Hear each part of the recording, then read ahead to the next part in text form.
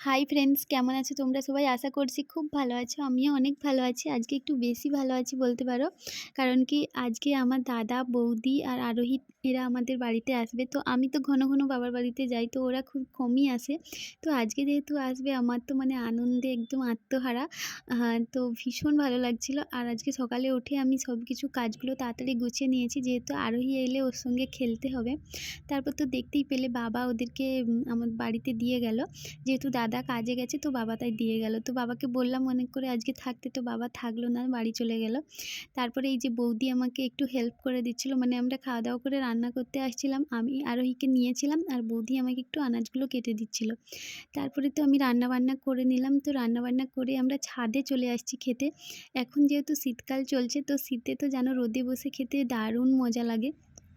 তো সবাই যেহেতু একসঙ্গে হলাম আবার, তো তার জন্য ভাবলাম যে ছাদেই খাওয়া যাক। তো ছাদে সব কিছু নিয়ে চলে আসছি আর ছাদে বসে খেতে তো হেভি মজা লাগছে সবাই মিলে।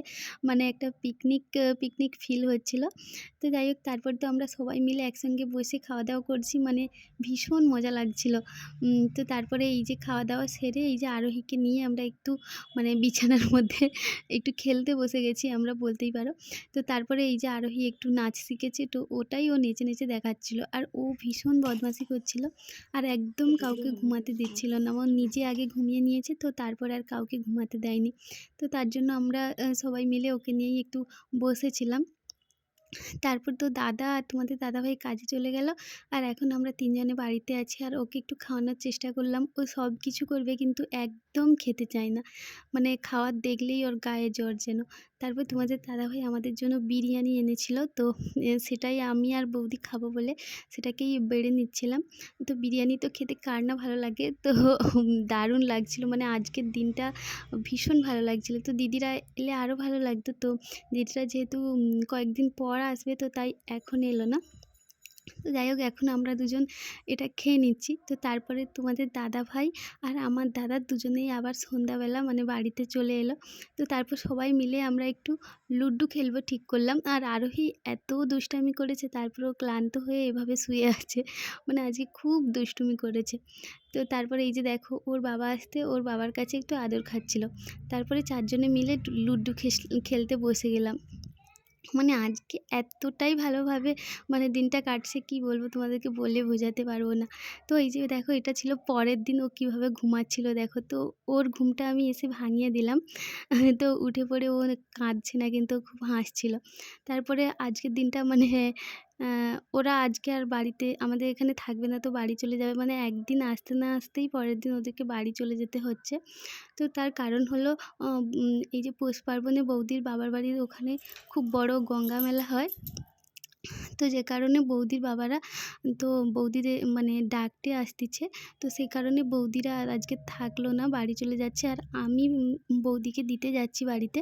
তো আমার দিদিও গিয়েছিল। তো আজকে সেখানে সবাই আবার একসঙ্গে যাচ্ছি। তো ভালো লাগছে, আবার অনেকটা খারাপ লাগছে যে আমার বাড়িতে আরও ২-১ দিন থাকলে হয়তো আরও খুব মজা করতাম। তো যাই হোক, কি আর করা যাবে। তারপর তো আমরা বাবার বাড়িতে চলেই এলাম। আর এই যে দেখো, এটা হলো বৌদির বাবা। আর এর আগে একজনকে যে দেখলে ওটা ছিল বৌদির কাকু।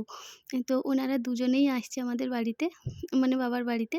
তো আর এই যে দেখো ঠাকুমা এখানে বসে আছে আর আরোহী ঠাকুমার কাছ থেকে কিছুতেই আসতে চাইছে না। মানে আমি ওকে অনেক করে ডাকলাম তো আসছে না। তো যাই হোক, আর মা তো এখানে ভাত রান্না করছিল আর দিদিকে মানে খাসি মাংস রান্নার দায়িত্বটা দেওয়া হয়েছে, তো তার জন্য ও রান্না করছে। আর এই যে দেখো এখানে জিসান কীভাবে ঠাকুমার দোলনাটা নাড়াচ্ছে। মানে এইটুকু বাচ্চা চলতে পারে না, তো সে আবার অনেক কাজ করে। আর এখানে ও তো মানে গাছের পাতাগুলো ছিঁড়ছিল, আর কি আর করবে। মানে আমার তো দায়িত্ব থাকে, তোমরাই জানো যে এদের দুজনকে সামলানো। তো আমি তো এদেরকে নিয়েই ব্যস্ত ছিলাম আর ও সেপাশে সবাই কাজ করছিল।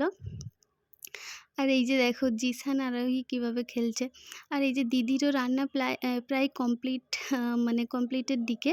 তো তারপরে এই যে রান্নাও হয়ে গেছে। তো এটা ছিল মাটন, মানে দিদিদের জন্য। তো আমি আর বৌদি যেহেতু খাই না, তো আমাদের জন্য চিকেন হয়েছিল। আর এই যে এটা মাছ ছিল ঠাকুমার জন্য। তারপরে এই যে আ আরোহীকে আর জিসানকে দিদিরা খাওয়াচ্ছিল। তারপরে মা এখানে পকোড়া ভাজছিল। তো যেহেতু সন্ধ্যাবেলা মানে আমরা থাকবো না, বাড়িতে চলে যাবো, তাই এই দুপুরেই পকোড়া ভাজছিল। আর বৌদি আর আমি না আমাদের বাড়ির পেছনের দিকটাই খেতে চলে আসছি। আজকে আমরা টেবিলে খাইনি, তো বৌদি বলছিল যে আমরা পেছনে খাবো, তাই ওখানে চলে গেছিলাম। আর মা আর এখানে বৌদির কাকু আমার ভিডিও দেখছিল। আর ঠাকুমাও তার সঙ্গে দাঁড়িয়েছিল। আর বাবা একটু বৌদির কাকুকে ঘুরাতে নিয়ে গিয়েছিল। মানে বাবা আর কাকু দুজনে মিলে ঘুরতে গিয়েছিল। তো তারপরে এই যে আমরা এখন বাড়ি চলে যাব, বেরিয়ে পড়েছি। আজকে আর কেউ থাকলাম না, সবাই বাড়িতে চলে যাব। তো ওখান থেকে মানে যাওয়ার সময় তমলুকে ফুলের মেলা হচ্ছিল। তো জামাইবাবু বলল যে চলো একটু ফুলের মেলা দেখে যাই। তো তাই আমরা ফুলের মেলা দেখতে চলে আসছি। তো এটা হয়েছিল তমলুকে আমাদের ডিস্ট্রিক্ট লাইব্রেরির কাছেই। তো আজকে তোমাদের দাদাভাই তো এখানে আসেনি, তার জন্য আমি, দিদি, জিসান আর জামাইবাবু এই 4 জনেই আসছিলাম। তারপরে এখানে ভাবলাম যে একটু স্প্রিং পটাটো খাওয়া যাক। তারপরে এটা খেয়েছিলাম, তো মোটামুটি লেগেছে, খুব একটা ভালো লাগেনি। তারপরে চিকেন উইংস খেয়ে আমরা বাড়ি চলে এলাম।